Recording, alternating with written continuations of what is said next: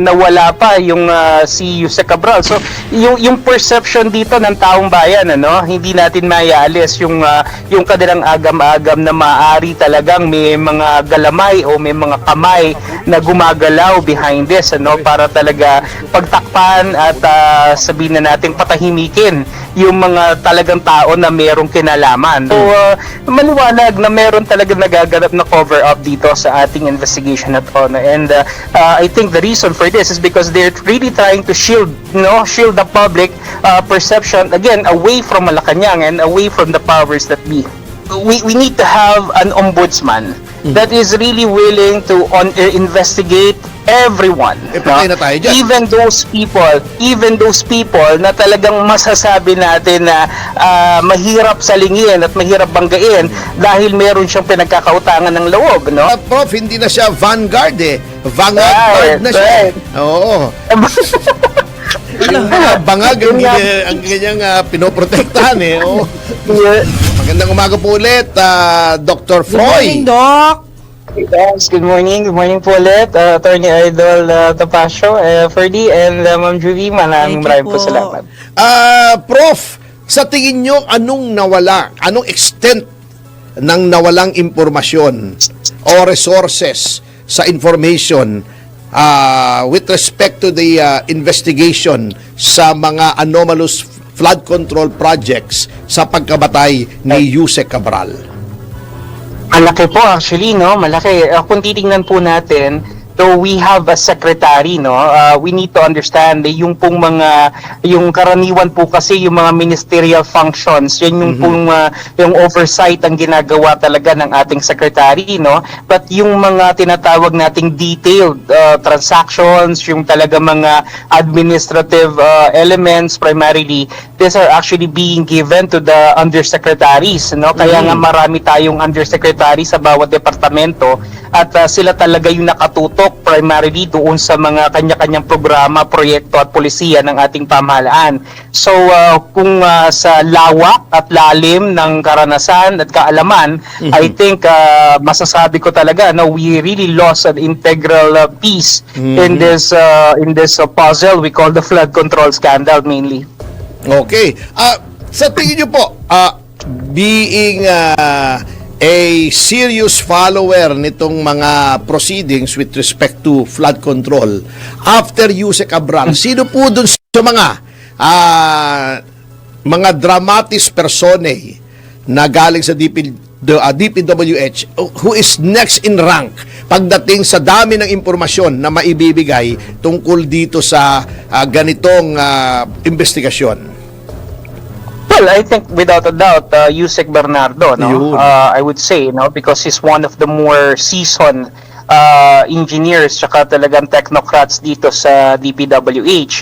I believe siya talaga yung mas marami pang maibibigay sa atin. Although, I think marami na naman siyang naibigay sa atin ng mga piyesa, ng mga nakaraang hearings. But I think we could definitely get a lot more from him in the coming days. Yun yung sanang gusto natin ditong makita sana, Tony? Because we really need everything that we could have at the moment to shed light on this issue, especially now that the ICI is already conducting their investigation at sabi nga nila nagla-livestream na sila, although iisa pa lang yun na ila-livestream nila. There's this lingering doubt on the part of the people as to the veracity and the validity of the investigation and the integrity of such.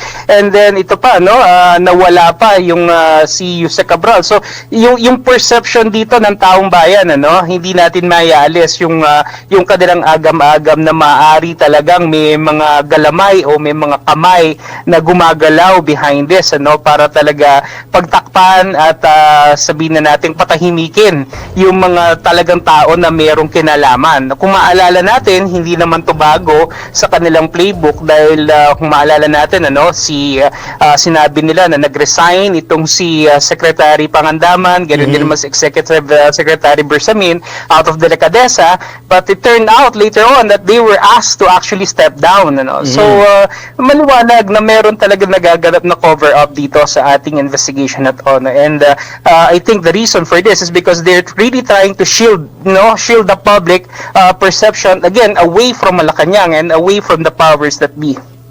Okay, sabi nyo, there is this lingering doubt sa mga utak ng ating mga kababayan na may cover up, hindi malalaman ng katotohanan. Para sa inyo po, what will it take for the government to do para mawala po itong mga dudang ito sa isipan ng ating mga kababayan? Well, for one, I think number one, we need to have an ombudsman that is really willing to investigate everyone. Patay na tayo dyan. Even those people na talagang masasabi natin na mahirap salingin at mahirap banggain dahil meron siyang pinagkakautangan ng loob, no? So that's the first one, because the ombudsman, I believe, is really the vanguard of justice, particularly in the issue of corruption. At ang kinakaharap natin dito isang malawakang usapin ng katiwalian. Kinakailangan talagang mag-step up yung ombudsman, no? Pero even the ombudsman, alam naman natin na may lingering doubt pa rin doon sa kanya, no? Because the ombudsman... Hindi na siya, Prof, hindi na siya vanguard eh. Vanguard na siya. Oo. Yung mga bangag ang kanyang pinoprotektahan eh. Oh.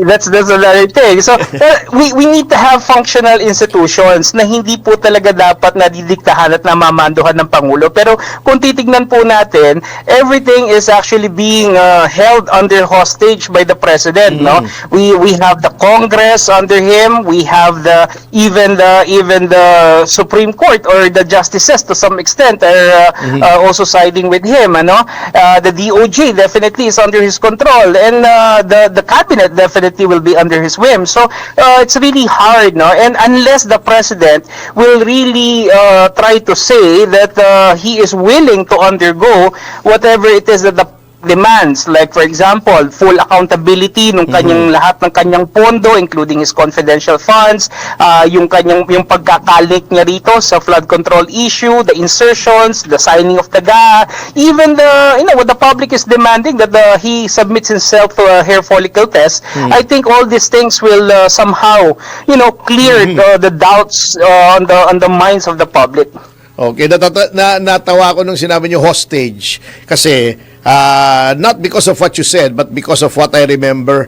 Natatandaan niyo nung isang may nag-jailbreak dun sa Krame at for some reason nakapasok siya dun sa selda ni Laila de Lima at hinostage si Laila de Lima na yes. And then nakikinig pala ng radyo yung isang sa mga household staff namin, tumakbo sa kwarto ko, Sir, bakit? Sir, narinig niyo yung balita. Ano yun? Si Senator De Lima, ginawang hostess. Sabi ko, anong ginawang hostess? Ayun pala, hostage. Oo, mali yung rinig ko. Oo. Kaya natawa ko. Anyway,